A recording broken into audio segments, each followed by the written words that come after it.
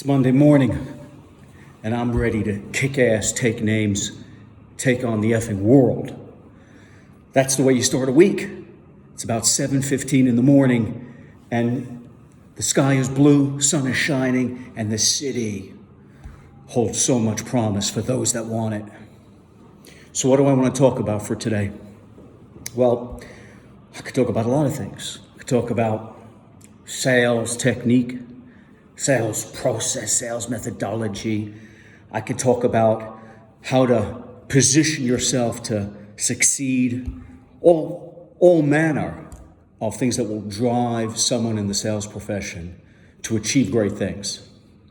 But I'd rather talk about something on a more macro basis, because if you get the macro philosophy or concept right, then you'll figure out all the other technicals, the mechanics of how to be great, how to be successful as a sales professional, or how to be successful as anyone, whether in business or in life. But it comes from someplace deeper. It's not your technique. It's not necessarily, although incredibly important, the skill set and the actions that you take. That's critical, but you'll figure out the right skill sets and actions, or you'll get a mentor, or you'll figure it all out if you have the macro, the concept right. So what am I talking about? What's the macro? Well, I'll relate it to a story that's very personal to me. So my father-in-law, Matt, has been diagnosed with prostate cancer. And this is really very recent. We're talking about just a few weeks ago. And after the scans came back, he found out that it has metastasized into the bone, into the pelvis. So that's heavy duty. That's your life is on the line kind of shit. And I've been speaking with him regularly about what to do next. What do you do when faced with this kind of challenge? Some will look at it as a death sentence or the end, or time to just give up and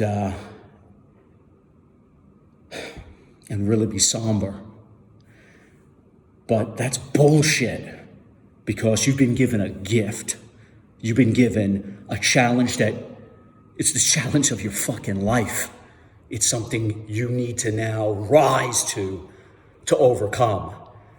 And without a challenge, without hardship, without that kind of pressure on your life, on your system, then you'll never know what you're capable of or what you're made of. Now, of course, no one wants that in their life. And that's not what I'm suggesting. But what I'm saying is that if you are faced with life or death, or if you're faced with any great issue that could break you in business, in life, then you're given an opportunity to be your best self. And that's the way you have to look at it. So we've been talking about what it is that you can control in this potentially uncontrollable situation that my father-in-law faces in order to rise to some occasion that gives him hope and the best chance. Because you have no control over, if you put your life in the hands of your doctors and they're going to have a treatment program for you, you kind of have no control over that. You've got to do exactly what they say and how they say to do it. So you have no control over that. You have to submit. That's if you choose to submit to that protocol, but you have to submit. You have no control over the disease itself. If we're speaking cancer here, you have no control over what that disease intends to do to you, and you know what it intends. It intends to kill you. So what do you have control over in this equation, or in any equation? You have control over three things. And this is what I've been speaking to my father-in-law about. You have control over how you physically train yourself to harden the F up and overcome this. You have control over what you put in your body, right? So you have control over your nutrition. And finally, you have control over your mindset. Possibly the most powerful element of all you control. What are you going to feed your mind? What kind of nutrition, what kind of mental nutrition are you going to feed your mind so that you rise and overcome to the occasion? So here's the text that I got from my father-in-law, Matt. Really, this is just a week after he's found all this out. So I'll read it to you because I think this speaks volumes of where we all need to be in our life. Whether or not we're faced with a life or death dilemma. Big L, he writes to me. Today, the battle has officially begun. Started taking 4 tabs of Zetiga on an empty stomach and prednisone 5 milligrams with food daily. Monday, that's today, I start Casodex, another drug. I had a long discussion with the pharmacist at Penn, went over the side effects, went over my exercising, my nutrition, etc. You and I are going to have a big talk tomorrow.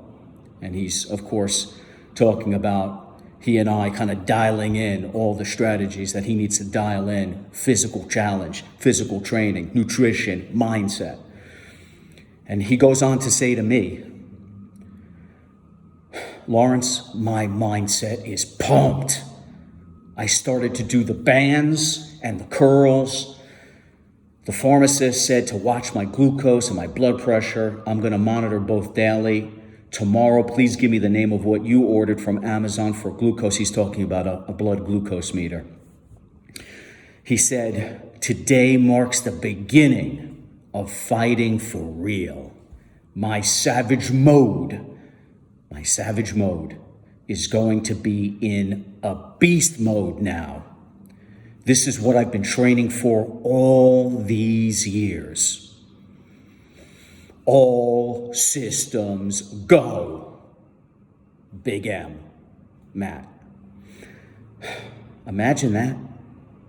Imagine having that kind of fire in the belly, that kind of psychology, after really only finding out a week ago that this prostate issue, this cancer, has metastasized. And finding out the whole thing really just over the past few weeks.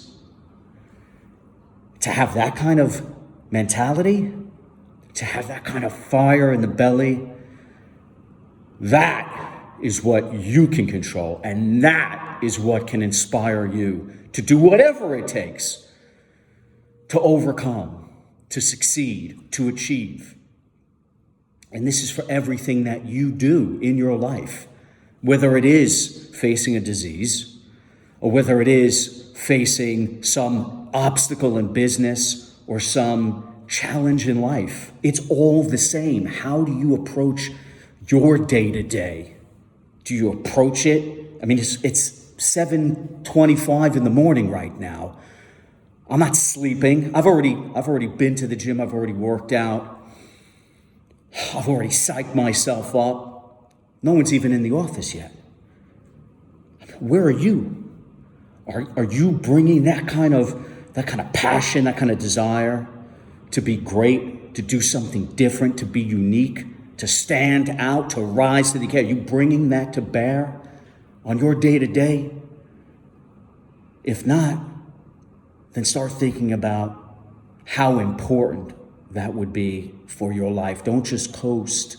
Don't just go in sleep mode. Just don't live in the comfort zone and idle for years and years and years until something happens, and then it's do or die. You got to switch it all on at that moment, and most people can't. Matt is an exception. Why is he an exception? I mean, the man is 77, going to be 78 years old, by the way, and that's the way the guy's talking. Think about that, right? But he and I have been talking like this for years. This isn't the first time we've had these kinds of conversations about the mindset, the fire in the belly, the passion, to do great things. Every day you can do a great thing. What do you want out of life? What do you want out of your business? What do you want out of your profession? What do you want out of your day-to-day? So that's the macro. The macro is get that effing fire in the belly to do something great. Whatever it is, in whatever niche you occupy, start thinking about how can you become the best of the best? How can you overcome? How can you rise? How can you succeed? How can you achieve? Be something different. Be something better than who you are today. That's the existential challenge of life, day to day. Go be something great. Go be something momentous. Set your life up for something greater. Macro dialed into the micro. There's your big micro philosophy. But in your day-to-day,